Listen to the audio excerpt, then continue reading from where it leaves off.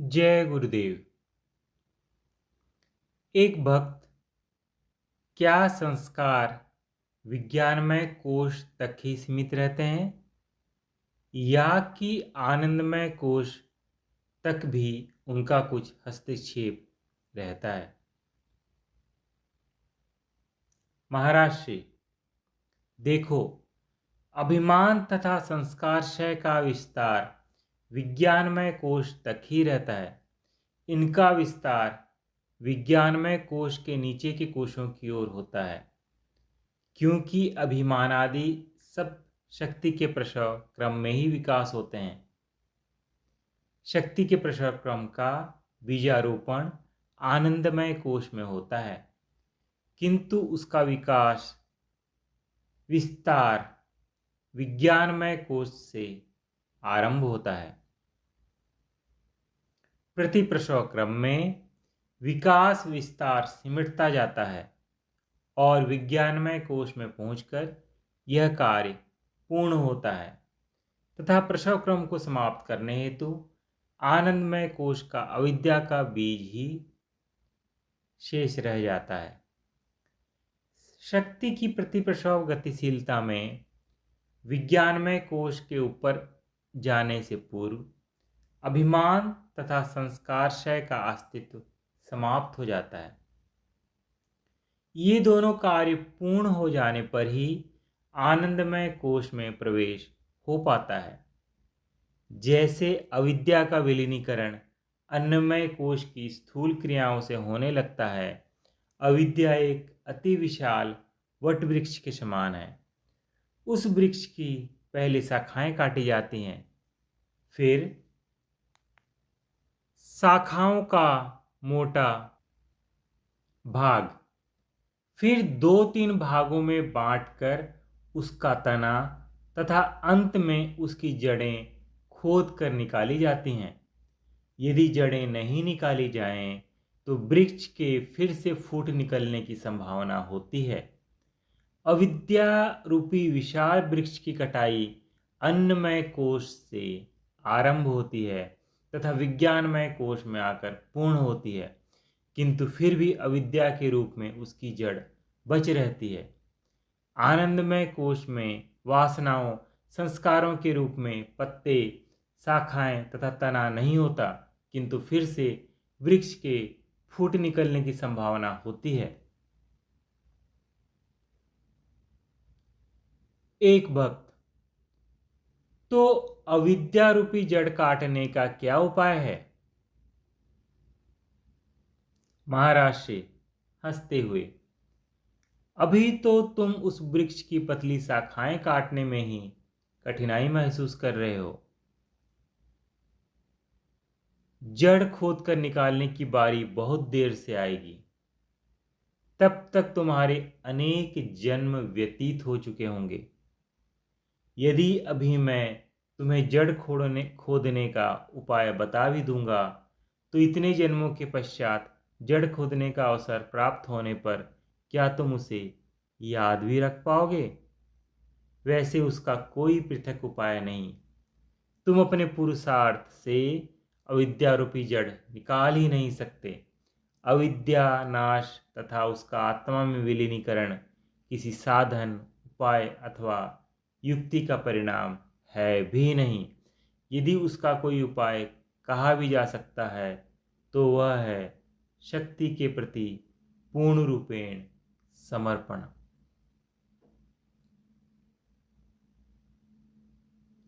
अविद्या का बीज नाश भी शक्ति की एक क्रिया है। यहाँ आकर सभी साधन उपाय निरर्थक हो जाते हैं। केवल एक आत्मनिवेदन ही कार्य करता है। अभी आप लोगों की क्रियाएं अन्नमय कोश से लेकर विज्ञानमय कोश तक की परिधि में ही ऊपर नीचे होती रहती है। अभी यही आपका क्षेत्र है तथा वहीं तक सत्संग करने तथा प्रश्न पूछने का आपको अधिकार है, और यही आपके लिए लाभप्रद भी है। एक भक्त, क्या प्राणमय कोश की भी कुछ क्रियाएं हैं? इस बात को समझने से पहले यह देखना पड़ेगा कि प्राणमय कोश का कार्य क्षेत्र क्या है। पंच प्राणों का कार्य शरीर संचालन है, जैसे रुधिर प्रवाह, श्वासोच्छ्वास की क्रियाएं, अंगड़ाई लेना, जमाई लेना, भूख लगना, नींद आना, अपान वायु का रेचन आदि क्रियाएं इसके अंतर्गत गिनी जा सकती हैं। इनसे संबंधित जो क्रियाएं हैं वे प्राणमय कोश की क्रियाएं हैं, जैसे प्राणायाम, रुधिर प्रवाह का तीव्र या मंद हो जाना, अंगड़ाई या जम्भाई लेने लगना, भूख का अधिक या कम हो जाना, हृदय गति का तीव्र या मंद हो जाना, का अधिक या कम हो जाना आदि प्राणमय कोश की सामान्य क्रियाएं हैं। सूक्ष्म कर्मेंद्रियां भी प्राणमय कोश के ही अंतर्गत हैं। इंद्रियों की कार्यशीलता के आधार पर सूक्ष्म कर्मेंद्रियों की क्रियाओं को समझा जा सकता है। इन्हें दो भागों में विभक्त किया जा सकता है। पहला, स्थूल कर्मेंद्रियों के आधार पर सूक्ष्म कर्मेंद्रियों की क्रियाएं, जैसे भागना, उछलना, नृत्य करना, हाथों से हाव भाव प्रदर्शित करना, पकड़ना छोड़ना इत्यादि। दूसरा, स्थूल कर्मेंद्रियों के बिना सूक्ष्म कर्मेंद्रियों द्वारा क्रियाएं, जैसे ध्यान के अनुभव करना कि आप चल या भाग रहे हैं, जबकि आप एक ही स्थान पर बैठे होते हैं या पकड़ या छोड़ रहे हैं। क्रियात्मक रूप में आप कुछ भी पकड़ या छोड़ रहे नहीं होते। यह क्रिया क्रियात्मक धरातल पर नहीं होती, केवल अनुभव होता है। एक भक्त जिन्हें आपने स्थूल इंद्रियों के आधार पर सूक्ष्म कर्मेंद्रियों की क्रियाएं कहा, उन्हें तो अन्नमय कोश की क्रियाएं कहा जाता है।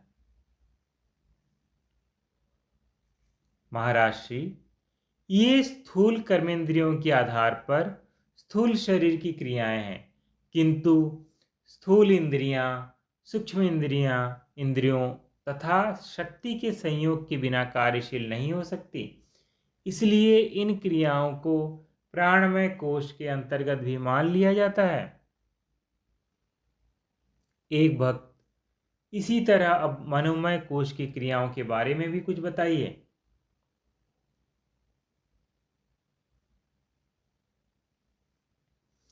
महाराज श्री, मनोमय कोश के बारे में भी प्रमाण वही है। मनोमय कोश में क्या क्या कार्य होते हैं। मन का कार्य संकल्प विकल्प करना है तथा सूक्ष्म ज्ञानेंद्रियों का कार्य जगत का ज्ञान संचय करना है। बस यही मनोमय कोश की क्रियाओं का आधार है। चित्त पर मन से संबंधित या तो संकल्प विकल्प के संस्कार पकड़ते हैं या जगत का जो ज्ञान सूक्ष्म ज्ञानेंद्रियों के माध्यम से अर्जित होता है उसके साधन में संकल्प विकल्पात्मक क्रिया मन की अंतर्मुखी क्रियाशीलता है। ध्यान में नेत्र बंद होने पर भी कई प्रकार के दृश्यों, वस्तुओं, पदार्थों, विषयों का दिखाई देना, बाहर कोई आवाज नहीं होने पर भी अंतर में नाद सुनाई देना, बिना किसी के छुए स्पर्श का अनुभव होना, बिना कुछ खाए कई प्रकार का रसास्वादन होना, या बिना किसी गंध के या किसी गंध विशेष का अनुभव होना, ज्ञानेंद्रियों के आधार पर मनोमय कोश की क्रियाएं हैं। यह समझ लो कि मन स्थूल कर्मेंद्रियों से जो कुछ भी करता है या ज्ञानेंद्रियों से जो कुछ भी ज्ञान संचय करता है, उसमें आसक्ति तथा कर्ता भाव के कारण चित्त के संस्कार अंकित हो जाते हैं। शक्ति जागृत होने पर वही संस्कार क्रियाओं के माध्यम से, अर्थात वे क्रियाएं अन्नमय कोश या प्राणमय कोश की हों अथवा मनोमय कोश या विज्ञानमय कोश की क्षीण होने से पूर्व प्रकट होते हैं। वैसे ही दृश्य दिखाई देते हैं, वे ही भाव उदय होते हैं, वैसा ही संकल्प विकल्प उदय होता रहता है। तथा वही शारीरिक क्रिया होती है। अंतर इतना ही है कि कर्म के संचय के समय जीव कर्ता होता है तो क्रिया के समय साक्षी। कर्म में संचय हेतु, साक्षित्व में संचय का क्षय।